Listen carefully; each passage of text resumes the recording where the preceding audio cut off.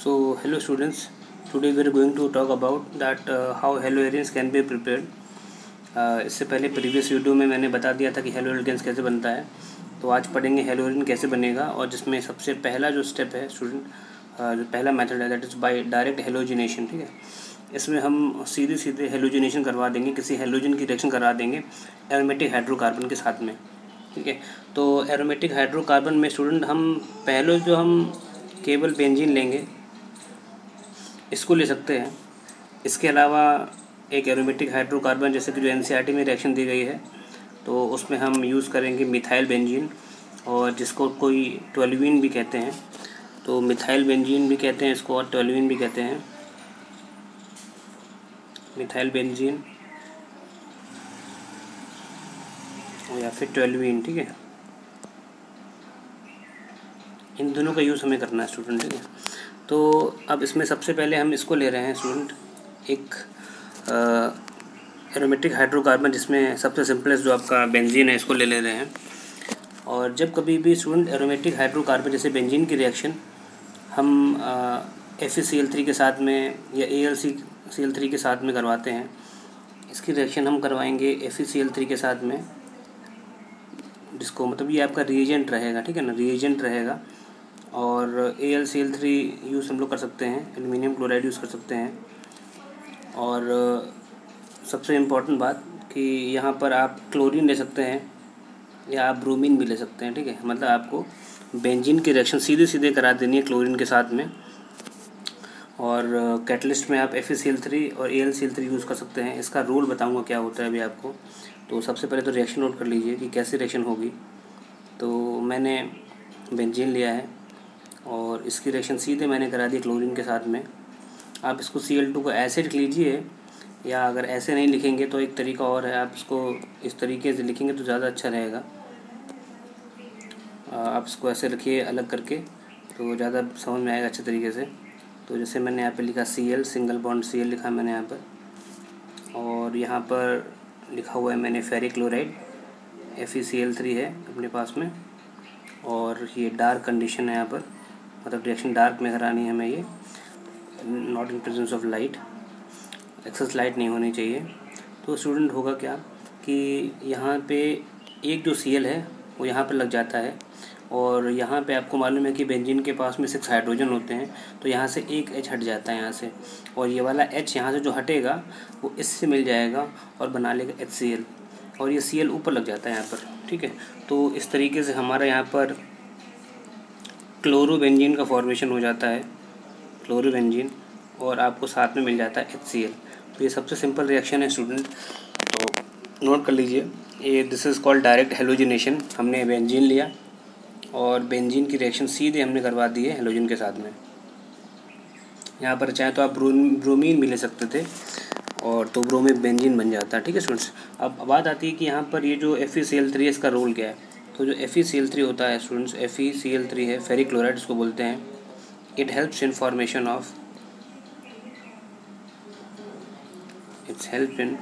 Of electrophiles. ठीक है, तो इलेक्ट्रोफाइल फॉर्मेशन में हेल्प करता है।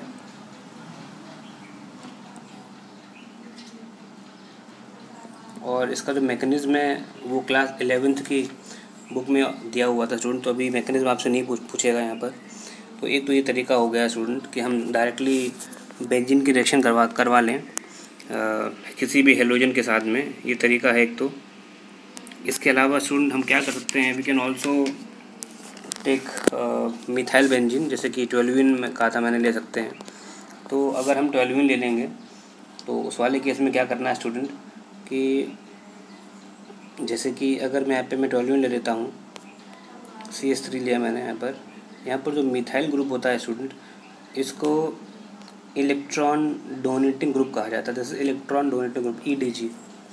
और ये जो मिथाइल ग्रुप होता है स्टूडेंट, ये ऑर्थो पैरा डायरेक्टिंग होता है।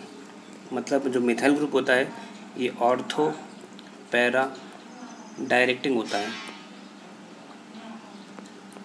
अगर इसके पास में अगर ये मिथाइल ग्रुप कहीं प्रेजेंट है और कोई इलेक्ट्रोफिल इसको अप्रोच करता है इसकी तरफ, तो ये उसको उस जगह पे भेज देगा जहाँ पर इलेक्ट्रॉन ज़्यादा हो। और इलेक्ट्रॉन ज़्यादा ऑर्थो और पैरा पोजीशन पे होते हैं जब आप रेजोनेंस बनाते हैं बेंजीन का, तो आपने देखा होगा उस समय पर। तो अभी अपने पास में टोल्यूइन है और इसकी रिएक्शन मैं करवा रहा हूँ क्लोरीन के साथ में, और कंडीशन अपनी वही सेम है। यहाँ पर मैंने यूज़ किया है आयरन, आप यूज़ कर लो, आयरन यूज़ कर सकते हैं, या फिर आप यहाँ पे यूज़ कर सकते हो FeCl3 स्टूडेंट्स। तो अब इस वाले केस में स्टूडेंट हमको मिल जाएगा मिक्सचर, और जो मिक्सचर हमको मिलेगा that is one will be your O chlorotoluene and another will be your para chlorotoluene. ठीक है, तो ये CH3 यहाँ पर लगा रहेगा इस जगह पर, और एक Cl यहाँ पर जुड़ जाएगा, और एक जो कंपाउंड हमको मिलेगा साथ में मिक्सचर मिलेगा यहाँ पर, और एक में यहाँ पर CH3 रहेगा। ठीक है, और एक आपको Cl यहाँ पे लगा देना है। इस पोजीशन को कहते हैं पैरा पोजीशन, और ये जो कंपाउंड इसका नाम हो गया P क्लोरोटोल्यूइन।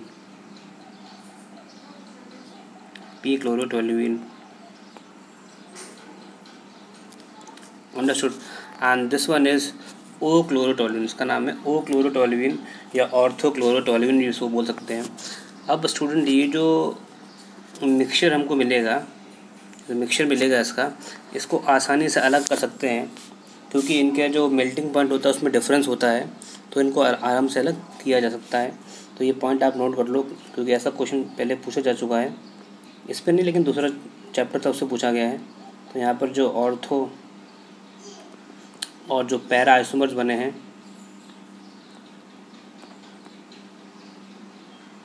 Can easily be separated,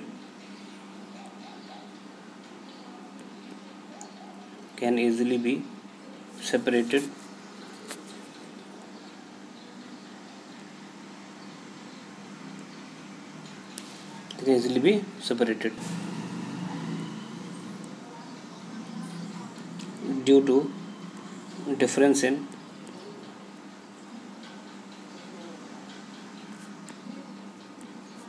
their melting points।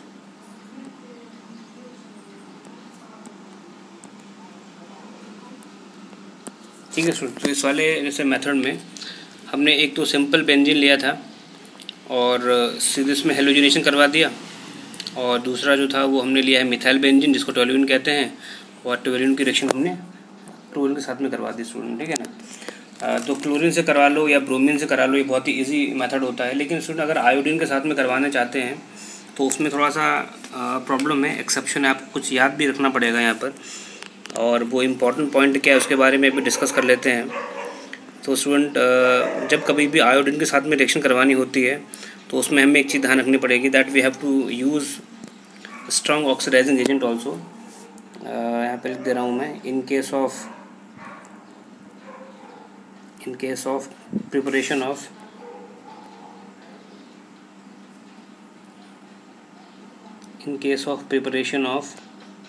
iodobenzene,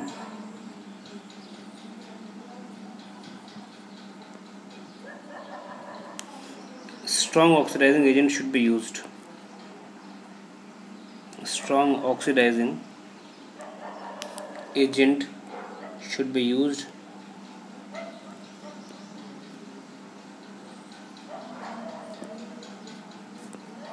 इस तरह के जो क्वेश्चंस होते हैं ना स्टूडेंट, यही इंपॉर्टेंट होते हैं।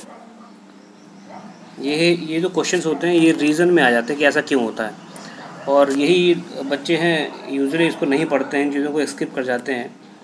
तो इन पर आपको ध्यान देना है ज़्यादा। जैसे कि अगर हमारे पास में ऑक्सीडाइजिंग एजेंट में हम स्टूडेंट क्या कर लेते हैं, जैसे कि एक तो हम यूज़ कर सकते हैं नाइट्रिक एसिड HNO3, हम यूज़ कर सकते हैं HiO3 स्टूडेंट्स। ठीक है ना, तो ये आपको यूज़ करना है। अब स्टूडेंट इसमें रिएक्शन में लिख रहा हूँ, ज़रा उस पर ध्यान देना आप। जैसे कि मैंने यहाँ पर सिंपल बेंजीन लिया हुआ है, और इस सिंपल बेंजीन की रिएक्शन अगर मैं आयोडीन के साथ में करवाता हूँ तो जैसा कि स्टार्टिंग में मैंने जब डायरेक्ट हेलोजिनेशन करवाया था तो आपने वहाँ पे देखा था कि यहाँ से एक H हट जाता है इस जगह से। ठीक है, तो अब इसमें से क्योंकि यहाँ पर मेरे पास में दो आयोडीन है, मतलब दो आयोडीन क्या है, दो आई के एटम्स हैं, I और I है ये, तो एक तो I आप यहाँ पर लगा लोगे इस जगह पे, बन जाएगा आयोडोबेंजीन, और एक यहाँ पे बन जाएगा HI। अब ये जो HI है स्टूडेंट, ये बहुत ही स्ट्रॉन्ग एक रिड्यूसिंग एजेंट होता है, ठीक है ना। मतलब और रिड्यूसिंग एजेंट्स वो होते हैं, रिड्यूसिंग एजेंट यहाँ पे HI कैसा एजेंट है, एक रिड्यूसिंग एजेंट है। और रिड्यूसिंग एजेंट स्टूडेंट वो होते हैं जो हाइड्रोजन देते हैं, ठीक है ना। अगर इसने हाइड्रोजन वापस कर दिया ना इसको, तो ये दोबारा से बन जाएगा बेंजीन। तो हमें इसको रोकना पड़ेगा यहाँ पर, मतलब इसका जो एक रिड्यूसिंग पावर है, रिड्यूसिंग एजेंट का जो नेचर है इसका, इसे हमें स्टॉप करना पड़ेगा। तो इसी वजह से हमको यहाँ पर यूज़ करना पड़ता है रिएक्शन में HNO3 यहाँ पर हमें यूज़ करना पड़ता है, ताकि जैसे ही यहाँ पर HI फॉर्म होगा तो जो HNO3 है ये इसको बदली कर देगा किसमें, आयोडीन में स्टूडेंट, ठीक है ना।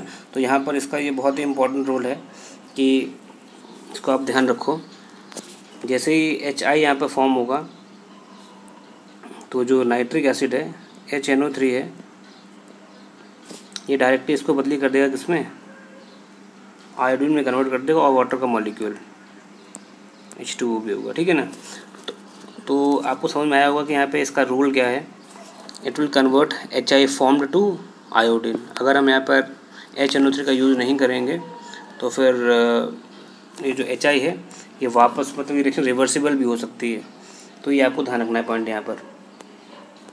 This HNO3 will convert HI into iodine, ठीक है।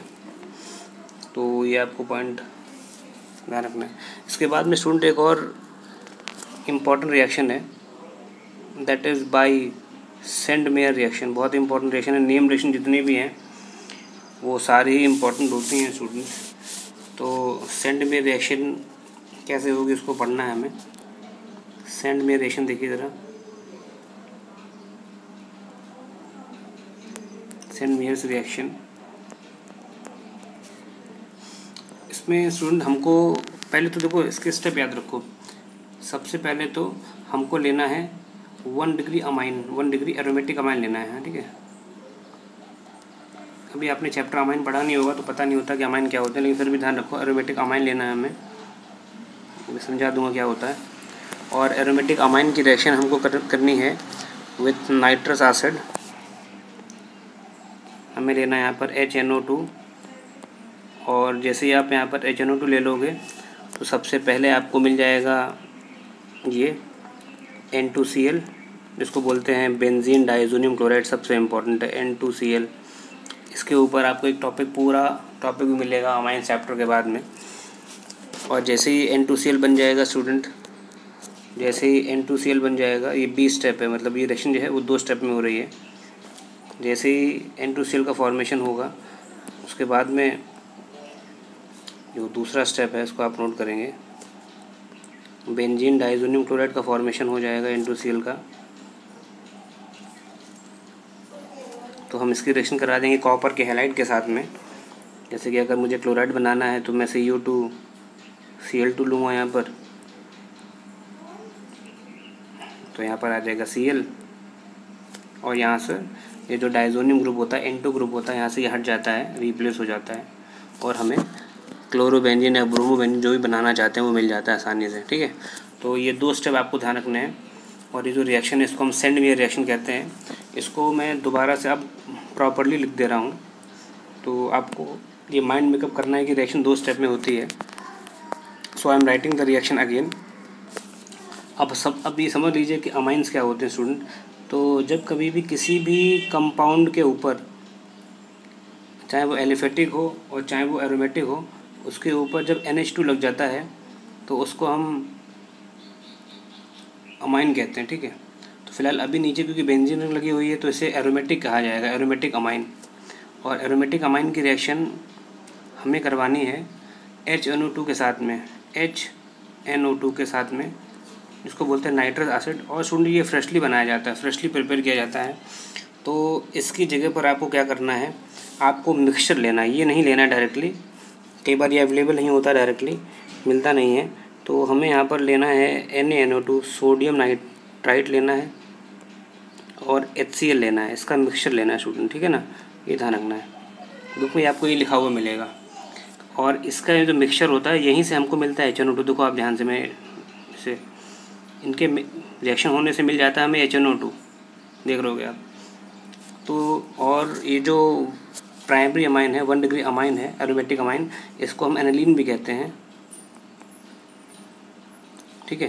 तो जब आप इससे रिएक्शन कराते हो या इस मिक्सचर से रिएक्शन कराते हो, ये ले सकते हो, ये भी दोनों ही चलेंगे, कोई दिक्कत नहीं है इसमें। तो हमको मिल जाता है बेंजीन डाइओजोनियम क्लोराइड N2Cl, ये आपको याद रखना है, N2Cl, इसको बोलते हैं बेंजीन डाइओजोनियम क्लोराइड। ये पहला स्टेप था, ए स्टेप था। और जैसे ये फॉर्म हो जाएगा, ये पहला स्टेप आपका कंप्लीट हो जाएगा स्टूडेंट, इसके बाद में आपको सेकंड स्टेप लेना है। सेकंड स्टेप मैंने आपको बताया था क्या करना है, कॉपर हैलाइड से रिएक्शन करा देनी है आपको, ठीक है ना। तो इसकी रिएक्शन मैं यहीं पर ही करा दे रहा हूँ कॉपर हैलाइड के साथ में। आप यहाँ पर Cu2Cl2 से रिएक्शन करा दीजिए, अगर क्लोरोबेंजीन चाहते हैं तो जैसी रिएक्शन आप करवाएंगे यहाँ पर, then you will get chlorobenzene, okay.